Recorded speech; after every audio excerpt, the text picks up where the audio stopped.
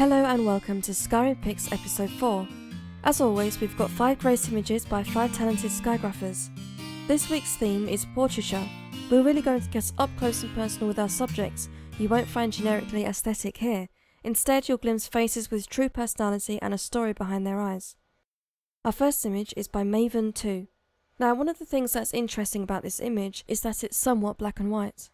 The woman's skin has almost paled into white on her hair, her clothes, and the backgrounds are all black. The bits of colour on the shadowed parts of her face are complemented by the beautiful tones of her eyes and her soft pastel pink lips. Arguably, the most important part of portrait photography is lighting.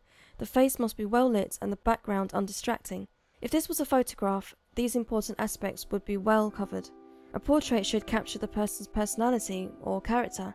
Aesthetics are not vital in creating a fantastic portrait. I would say this character is between the ages of 40 to 45. The expression on her face appears to be worry or concern. Her eyebrows are slightly arched and her lips are curved downwards subtly. She looks very serious and is obviously no stranger to hardship. Next we have Khajiit by Dovaculus. The subject, a male Khajiit, is placed slightly off centre. The colours in this image are bright and have a summery feel. Although his head is tilted downwards, his face is in complete light, ensuring that his white detailed fur and shiny whiskers are in complete focus. Now, the fact that his face is completely lit is not due to the absence of shadows in this image. There are very slight shadows under his ears, a gentle shadow resting on the left side of his body, and a sharp shadow resting on the rock behind him. The most captivating thing about this image is not the use of colour or the skillful positioning of the shadows, it's the expression on the Khajiit's face. He's caught mid-laugh, his shoulders are slightly hunched over, and his little cute cat-like front teeth are in full view. This moment feels magical and draws the viewer in. Furthermore, the smile looks so genuine simply because his almost closed eyes are also smiling. You can imagine his Khajiit laugh spilling out from his mouth and his shoulders rocking back and forth. Our third image is Frostbitten by Chaology. This image uses colour, or rather lack of colour, in a very inventive way. Throughout, we see tones of either grey, cream or white. As with the last two images, the background is non-distracting, and the light sufficiently brightens up her face. Furthermore, reflections of light can be seen in places you would expect to find if this image was a photograph. You can see reflections of light in her eyes, on her fingers, on the spaces between her eyebrows, on her bottom lip and above her top lip. As for the subject, she is young and strikes me as a cleric type character. The freckles on her face and her elaborate hairstyle add to her apparent youth. Now, it's not just her youth that leads me to think she is quite new to the hardships of war. Perhaps it's her slightly tense expression, perhaps it's her hands cradling her head, perhaps it's her slightly parted lips that seem to be conveying some kind of shock, perhaps it's a combination of all three. Either way, this image serves its purpose: youth, beauty, pain. Our next image is by A. Saka. Before we get into what makes this image unique, it's worthy to point out that the author has actually made this fantastic elf into a preset and kindly shared her on the Nexus. The first thing that captivates us is her unique face and the amazing contrast between black and yellow. Her face and neck are long, as is her hair and ears. Her eyes are huge and tilted downwards, continuing this theme of length.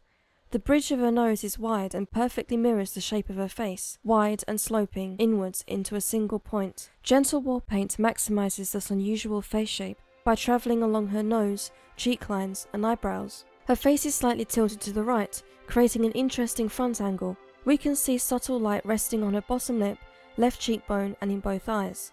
Something about her character makes me feel that she is royalty, and if not royalty then at least a woman with great respect for herself. Her expression is serious, her posture extremely feminine. Feminine, however, does not mean pushover, and I think this character has both heroic and warrior-like traits. Last but not least, we have Old by Avaloncayo. Again, colour is used in a very imaginative way, a mixture of varying shades of grey, white and dark reds, with hues of saturated navy. Mountain peaks can be seen in the distance. They don't distract from the subject, they add drama. The notion that he has travelled a long way to get where he is. The sky is dark and cloudy. Again, it does not distract, it adds emotion. The idea that his life has been shrouded in darkness. We can see light brushing against the right side of his face, reflecting in his blood-red eyes and on his downturned lips.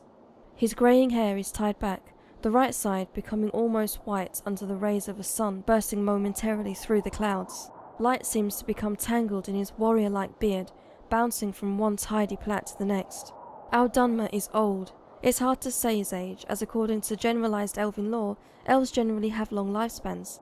However old he is, we know he's been around a long time. The war paint cannot hide his wrinkles, his blood eyes reveal a lifetime of scars. His mouth curves under the weight of his burdens, and yet he is strong. His metal armour glints in the light. One can imagine a large longsword resting in one of his hands, its tip scraping the ground. That's it for this week. As always, please find the Skygraphers linked in the description, and if you love their images like I did, endorse them. Also, if you enjoy Skyrim Pix, please like and subscribe. I'm always open to suggestions on themes and ideas. Please let me know in the comments below, and I'll see you all next week with episode 5.